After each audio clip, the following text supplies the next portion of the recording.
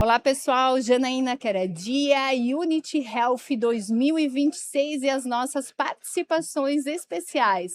Estamos aqui iniciando com o Dr. Regis França. Afinal de contas, medicina está cada vez mais sofrendo ou sendo evolutiva na questão das transformações. Inteligência artificial, doutor, não bastam só imagens cada vez mais aprimoradas, mas também que nós possamos levar, conduzir, junto com essa evolução da inteligência artificial, nós estarmos aí à disposição dessas transformações. Para falar sobre desempenho, precisão, desafios da ressonância magnética da próstata, recebemos aqui o Dr. Regis França. Muito bem-vindo a Inloco Unity Health 2026. Obrigado, Janaína. Obrigado pela apresentação. Agradeço todo o time da Unity Health pela oportunidade de estar aqui junto com a minha plataforma, MedHub, que se está participando de um evento maravilhoso como esse. É muito prazer estar aqui em Londrina. Doutor, agora nós queríamos entender um pouquinho melhor sobre essa temática, ressonância magnética de próstata e a inteligência artificial. Quando nós falamos nessa temática, na era da performance, o que significa efetivamente fazer um exame melhor, com uma qualidade melhor, utilizando toda essa tecnologia? Uma excelente pergunta, Janaína. E para responder essa pergunta, a gente precisa lembrar que há muito pouco tempo atrás, há mais ou menos uns 20 anos atrás, não é muito tempo, todas as biópsias de próstata aconteciam em homens que tinham suspeita de câncer, um PSA elevado. Esses homens faziam a biópsia. E nessa época, o diagnóstico do câncer de próstata era realizado sem você ter ideia exatamente se aquilo que você tinha biopsiado era a maior parte do tumor, se aquela biópsia negativa de fato tinha pegado uma lesão, que você simplesmente não sabia o que você estava fazendo. Era Sim, feito tudo às cegas. sim. A ressonância magnética trouxe a oportunidade de você, primeiro, olhar a próstata, diagnosticar ou não um tumor, e a partir disso, então, essa próstata ser biopsiada. Esse foi o primeiro avanço, um Uhum. avanço muito significativo. Então, você começou a ter mais precisão no diagnóstico do câncer de próstata. Posteriormente, tivemos um outro avanço muito significativo. A ressonância de próstata passou a selecionar os homens que realmente precisavam fazer a biópsia de próstata. Então, nos últimos anos, 30% de homens que não precisam fazer a biópsia, mas que faziam anteriormente, a ressonância magnética de próstata já faz com que esses homens somente sigam o acompanhamento clínico. Isso muda completamente a vida desses homens. Com certeza. Um outro avanço muito significativo é que, atualmente, alguns homens, eles com câncer de próstata de baixo risco, eles não são operados, não são tratados, eles só são acompanhados. Então, a ressonância ela também ajuda no acompanhamento desses homens para evitar que eles precisem fazer biópsias sucessivas. Uhum. Então, a ressonância de próstata, ela revolucionou o cuidado no paciente com suspeita e também no paciente que já tem um diagnóstico do câncer de próstata. Isso, nos últimos anos, foi absolutamente hoje, nenhum urologista trata o câncer de próstata ou homens que têm suspeita de câncer de próstata sem ter o apoio e o suporte de uma ressonância magnética. Legal. Mas para que tudo isso realmente acontecesse, tem alguns fatores técnicos, clínicos, que ainda podem comprometer a qualidade, doutor, ou uma interpretação, né, diferenciada quando a gente fala em ressonância de próstata? Essa é uma excelente pergunta, Janina, por quê? Na literatura, sabe-se que centros que têm especialistas em imagem geniturinária, imagem de próstata, têm uma performance muito melhor do que centros que não têm esses especialistas. Ou seja, você ter pessoas dedicadas ao estudo da próstata, ao estudo de imagem da próstata, faz toda a diferença nesse cuidado com os pacientes. Ou seja, hoje o principal limitador para que mais pessoas tenham esse cuidado, eu diria que é o cuidado padrão, standard, em termos de saúde da próstata, porque aí aqui a Uhum. gente não fala só sobre câncer, estamos falando de Claro. saúde da próstata, é centros especializados com profissionais dedicados. E são dados comprovados em literatura. Pois de nada adianta, Janaína, termos máquinas modernas, máquinas que você pode eventualmente comprar se você não tiver profissionais. Eu não digo isso somente profissionais médicos, eu digo profissionais de saúde, Sim. porque o exame ele começa no preparo, é necessário ter um preparo adequado para esse exame. Você precisa ter profissionais biomédicos que saibam fazer esse exame e Uhum. você precisa ter um médico que esteja controlando e coordenando toda essa equipe. Então, esse cuidado é o que de fato faz a diferença. Até porque podemos trabalhar, então, doutor, com uma prevenção e não só quando realmente a situação venha ficar evidenciada. Mas como buscar mais precisão sem aumentar o risco de, de um sobrediagnóstico ou intervenções desnecessárias? Esse é o grande ponto, Janaína, em termos de eh, câncer de próstata.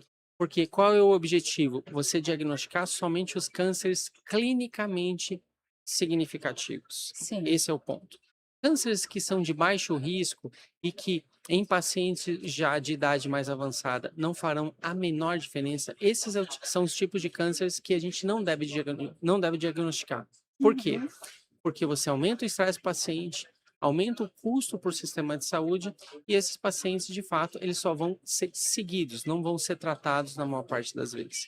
Então, para que a gente melhore todo esse fluxo, a gente, de fato, tem que trabalhar com educação. E hoje nós temos diversos protocolos que melhoram o exame. Por exemplo, protocolos com inteligência artificial. Sim. Hoje, a inteligência artificial, Janina, consegue reduzir um número muito interessante em 30% até 30 a 40% o tempo de exame. Sim. Então, isso já consegue fazer com que você coloque mais homens dentro de uma máquina para fazer esse exame e ter esses benefícios que a gente está falando. E quando a gente fala em SUS, Janaína, porque a gente não pode pensar que o Brasil, e todo mundo aqui sabe disso, o Claro. Brasil não são os hospitais, grandes hospitais particulares. O Brasil, a maior parte das pessoas estão no SUS. E para que essas pessoas tenham acesso à ressonância, hoje nós temos estudos na literatura que mostram que a ressonância magnética sem contraste, chamada biparamétrica, hoje ela tem desempenho semelhante à multiparamétrica com contraste para o diagnóstico do câncer de próstata. Legal. Então, hoje, em centros treinados, não é qualquer centro, você pode fazer ressonância magnética sem contraste. Então, você reduz o contraste, você reduz o tempo de exame e você consegue, e obviamente reduz o custo, né? Colocar mais pacientes do SUS para que esses pacientes se beneficiem de ter um melhor cuidado. Que legal. E quando nós falamos em futuro, os próximos anos, doutor, o que mais se espera de transformação na prática dentro, em especial da radiologia, dentro dessa ressonância magnética de próstata que o senhor já vem acompanhando? Janaína, temos algumas frentes muito claras. Uma frente é a integração com imagem molecular. A imagem molecular é os chamados PET, PET de PSMA, que ele é específico para o receptor de membrana do câncer de próstata. Então, o PET de PSMA sendo integrado à ressonância de próstata, ele hoje está dentro do estadiamento, está dentro da recorrência bioquímica e sendo integrado também para fluxos de tratamento, que é o chamado teranóstico. Então, hoje, essa é uma linha muito clara, que é a integração da ressonância magnética com a imagem molecular. Outra linha muito clara é a chamada inteligência artificial. Mas o que é inteligência artificial? É a integração de algoritmos de inteligência artificial que consigam colocar dados clínicos, laboratoriais, de imagem, e que tudo isso possa levar a modelos que definam risco daquele paciente. E definindo o risco, você pode definir melhor o tratamento. Então, esses modelos, tanto de imagem molecular quanto inteligência artificial, hoje isso são frentes muito claras de desenvolvimento. tá? Legal. Mas eu também, Janaína, não queria deixar a gente falar assim, falar, poxa, a gente sempre quer falar da tecnologia, a gente sempre quer falar Sim, do que está vindo, mas a gente trabalha em educação, Janaína. Não há nada mais moderno do que falar em educação. sim, Porque a gente, se a gente não souber usar tudo isso que está sendo colocado, de nada adianta, é Janaína. verdade, Eu é digo para verdade. você porque a gente pode ter um pacote de, se chamam aceleradores de inteligência artificial. Você vai colocar na sua máquina. Se você não souber usar esses aceleradores, você não vai ter o resultado que você está querendo. Você vai ter um custo, porque hoje esses são custos Altos, relativamente aham. altos, e você não vai saber usar e tirar o melhor daqueles aceleradores. Porque esses aceleradores podem não só reduzir o seu tempo, mas melhorar a qualidade da sua imagem. Ou seja, vou dar um exemplo aqui, Janina. Uma sequência de ressonância que muitas vezes levava 5 minutos, você pode fazer em 2 minutos e meio a 3 minutos. E tendo uma imagem melhor do que aquela de 5 minutos. Só que você tem que saber fazer isso. Então, essa parte da educação, Janina, é fundamental. Sem As dúvida. pessoas precisam entender que a tecnologia, ela não é apertar um botão e tudo acontece. Não é assim. Aproveitando a sua fala sobre o ensino, a preocupação com relação a isso, 2 questões especiais. Uhum. Se o senhor pudesse mandar uma mensagem para um jovem que está iniciando a sua trajetória dentro dessa área tão significativa, uma habilidade que poderia transmitir para ele? Essa é uma pergunta difícil, Janine, né?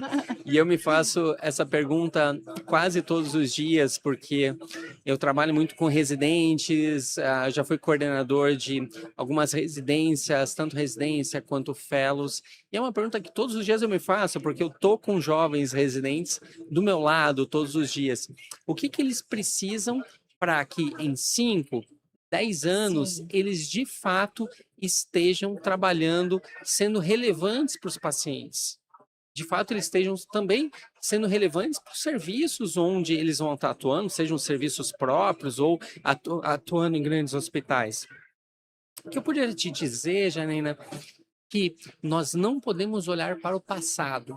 Quando sim, eu me formei, Janaína, eu tô ficando velho, quando eu me formei, tudo que a gente queria era estudar e conhecer um pouco mais de imagem e poder desenvolver essas habilidades dentro de uma prática médica.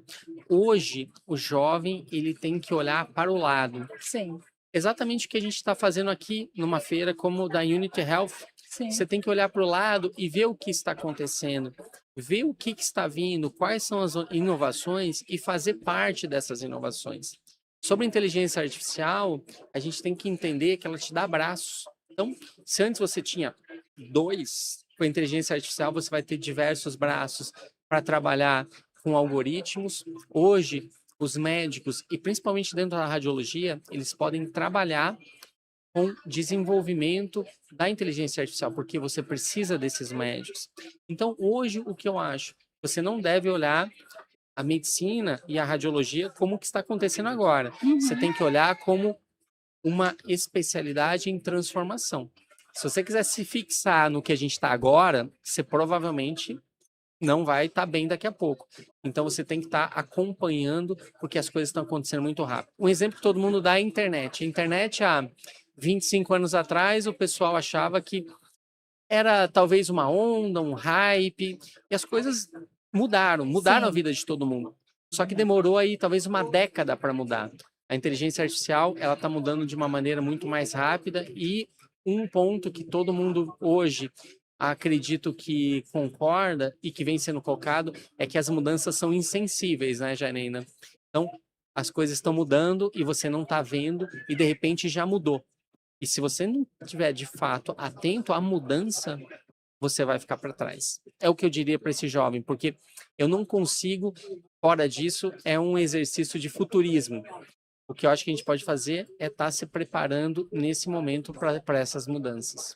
E doutor Regis, a sua fala me fez refletir um pouquinho mais sobre a parte tecnológica e o raciocínio humano que nós vamos ter que unir ou transformar para o futuro. O que o senhor diria a respeito disso? Isso é Essa é a pergunta de 1 bilhão, não é de nem 1 milhão, né, Janaína? É a pergunta de 1 bilhão de dólares, né?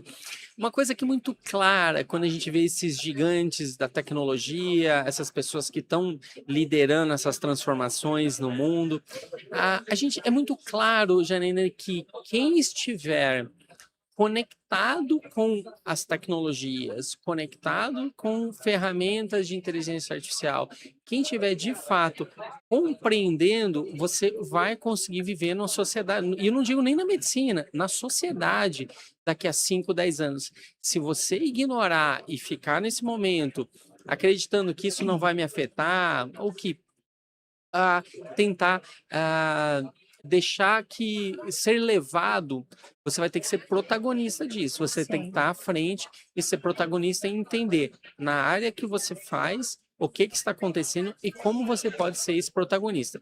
Porque talvez muitas pessoas, infelizmente, isso, a sociedade está discutindo até isso, né, Janina?